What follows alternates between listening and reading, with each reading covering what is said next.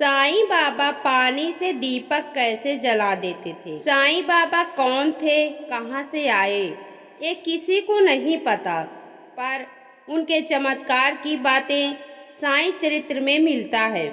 साईं एक आध्यात्मिक संत या फकीर थे। इन लोगों के पास अद्भुत चमत्कारी शक्ति होती है।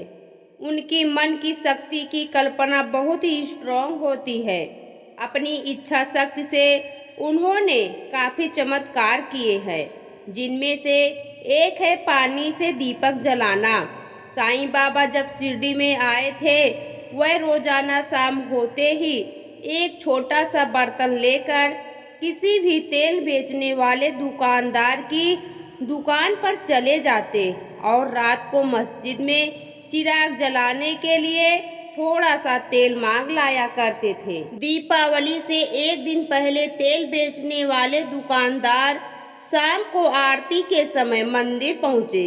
साईं बाबा के मांगने पर वह उन्हें तेल अवश्य दे दिया करते थे, परंतु साईं बाबा के बारे में उनके विचार कुछ अच्छे नहीं थे। उन्हें साईं बाबा के पास मस्जिद में जाकर बैठना अच्छा नहीं लगता था। वहाँ का वातावरण उन्हें अच्छा नहीं लगता था। वह उनकी भावनाओं से मेल नहीं खाता था। शाम को दुकान बंद करने के बाद वह मंदिर में पंडित के साथ गप्पे मारना, दूसरों की बुराई करना अच्छा लगता था। साईं बाबा की निंदा करने पर पंडित जी को बड़ा आत्मसंतोष प्राप्त होता था। देखा भाई, कल दीपावली है और शास्त्रों में लिखा है कि दीपावली के दिन जिस घर में अंधेरा रहता है वहाँ लक्ष्मी नहीं आती हैं। जो भी लक्ष्मी का थोड़ा बहुत अंश उस घर में होता है वह भी चला जाता है। सुनो, कल जब साईं बाबा तेल मांगने आए तो उन्हें तेल ही न दिया जाए। वैसे तो उनके पास सिद्धि विधि कुछ है नहीं, यदि होगी भी तो कल दीपावली के दिन मस्जिद में अंधेरा रहने के कारण लक्ष्मी उसका साथ छोड़कर चली जाएंगी। यह तो आपने मेरे मन की बात कह दी पंडित जी। हम लोग भी कुछ ऐसा ही सोच रहे थे। हम कल साईं बाबा को तेल नहीं देंगे। एक दुकानदार ने कहा, मैं तो सोच रहा हूँ कि तेल बेचा ही न जाए। पूरा गांव उसका शिष्य बन गया है और उसकी जय जयकार करते नहीं थकते। गांव में शायद ही 2-4 के घर इतना तेल हो कि कल दीपावली के दिए जला सके। बस हमारे 6 घरों में ही दिए जलेंगे। दूसरे दुकानदार ने कहा, हाँ यही ठीक रहेगा। पंडित जी तुरंत बोले, सचमुच तुमने बिल्कुल ठीक कहा है। मैंने तो इस बारे में सोचा भी नहीं था। फिर यह तय हो गया कि कल कोई भी दुकानदार तेल नहीं बेचेगा, चाहे कोई कितनी ही कीमत क्यों न दे। अगले दिन शाम को साईं बाबा तेल बेचने वाले की दुकान पर पहुँचे। उन्होंने कहा, सेठ जी आज दीपावली है, थोड़ा सा तेल ज़्यादा दे देना। बाबा आज तो तेल की एक बूंद भी नहीं है, कहाँ से दूँ, सारा तेल कल ही बिक गया। सोचा था कि सुबह को जाकर शहर से ले आऊँगा। त्योहार का दिन होने के कारण दुकान से उठने की फुर्सत ही नहीं मिली। आज तो अपने घर में भी दिए जलाने के लिए तेल नहीं है। दुकानदार ने बड़े दुखी स्वर में कहा। साईं बाबा आगे बढ़ गए। तेल बेचने वाले सभी दुकानदार ने यही जवाब दिया। साईं बाबा खाली हाथ लौट आए। तभी एक कुम्हार जो उनका शिष्य था उन्हें एक टोकरी दिए दे गया। साईं बाबा के मस्जिद खाली हाथ लौटने पर उनके शिष्यों को बड़ी निराशा हुई। उन्होंने बड़ी खुशी के साथ दीपावली के कई दिन पहले से ही मस्जिद की मरम्मत, पुताई आदि करना शुरू कर दी थी। उन्हें आशा थी कि अब की बार मस्जिद में बड़ी धूमधाम के साथ दीपावली मनाएंगे। रात भर भजन कीर्तन होगा। कई शिष्य अपने घर चले गए। घर से पैसे और तेल खरीदने के लिए चल पड़े। वह जिस भी दुकानदार के पास तेल लेने के लिए पहुँचते वह यही उत्तर देता कि आज तो हमारे घर में भी जलाने के लिए तेल की एक बूंद भी नहीं है। सभी शिष्य भक्तों को निराशा के साथ बहुत दुख भी हुआ। वे सब खाली हाथ मस्जिद लौट आए। बाबा, गांव का प्रत्येक दुकानदार यही कहता है कि आज तो उसके पास अपने घर में जलाने के लिए भी तेल की एक बूंद भी नहीं है, तो इसमें इतना ज्यादा दुखी होने की क्या बात है। दुकानदार सत्य ही तो कह रहे हैं। सच में ही उनकी दुकान और घर में आज दीपावली की रात को एक दिया तक जलाने के लिए तेल की एक बूंद भी नहीं है। दीपावली मनाना तो उनके लिए बहुत दूर की बात है, साईं बाबा ने मुस्कुराते हुए कहा। और फिर मस्जिद के अंदर बने कुएं पर जाकर उन्होंने कुएं में से एक घड़ा पानी भरकर खींचा। भक्त चुपचाप खड़े उनको यह सब करते देखते रहे। साईं बाबा ने अपने डिब्बे, जिसमें वह तेल मांगकर लाया करते थे, उसमें से बचे हुए तेल की बूंदें उस घड़े के पानी में डाली और घड़े के उस पानी को दियों में भर दिया। फिर रुई की बत्तियां बनाकर उन दियों में डाल दी और फिर बत्तियां जला दी। सारे दिए जगमग कर जल उठे।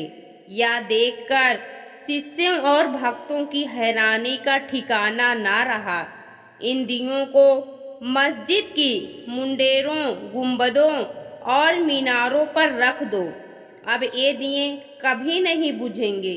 मैं नहीं रहूँगा तब भी ये इसी तरह जगमगाते रहेंगे। साईं बाबा ने वहाँ उपस्थित अपने शिष्यों और भक्तजनों से कहा और फिर एक पल रुककर बोले, आज दीपावली का त्योहार है, लेकिन गांव में किसी के घर में भी तेल नहीं है।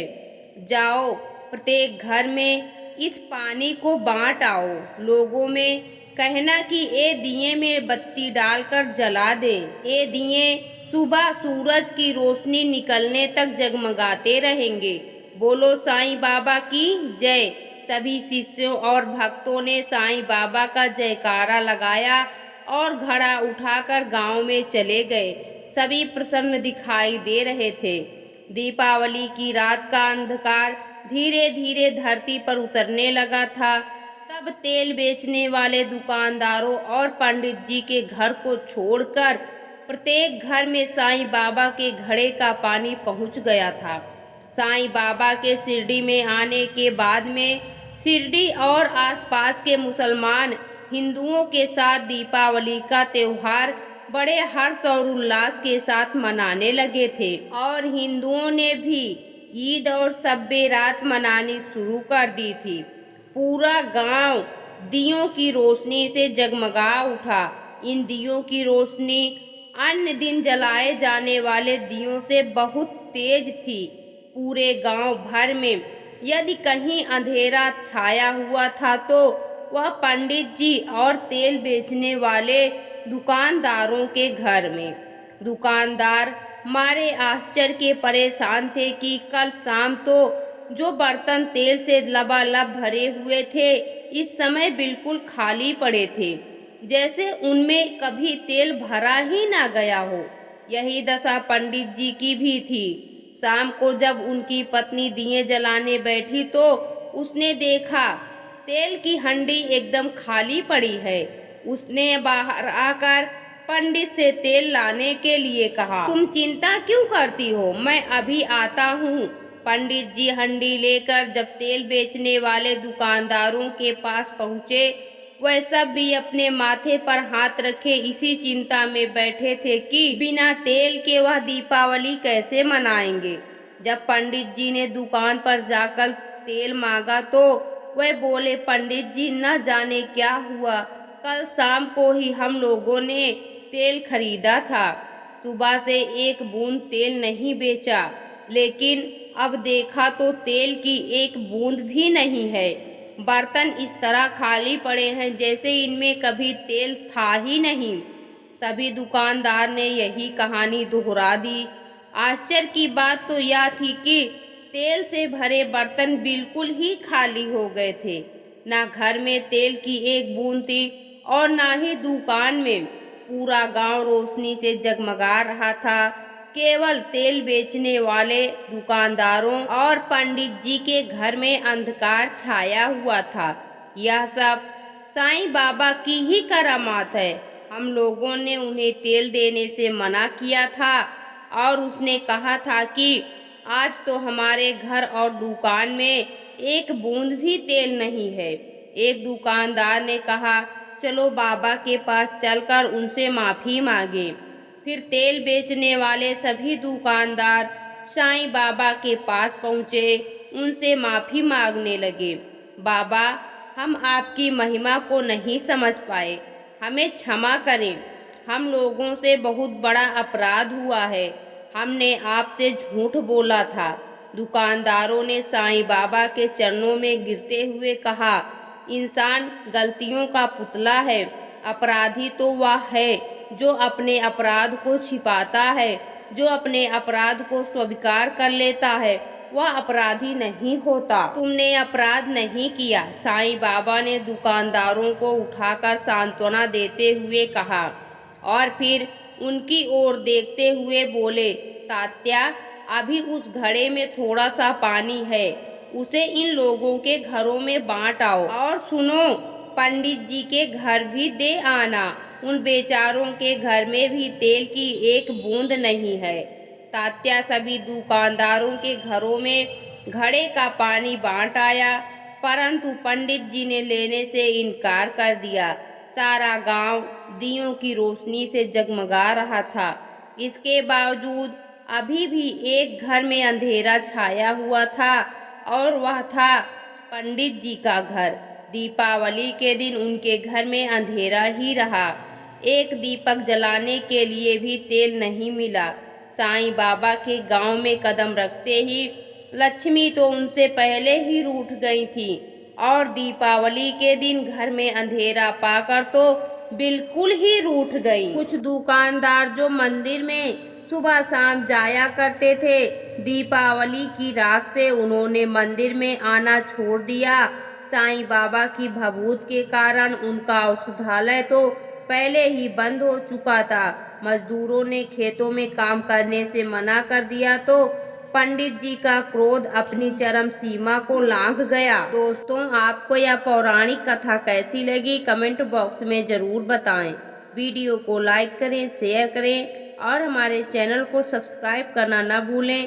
वीडियो देखने के लिए आपका बहुत बहुत धन्यवाद।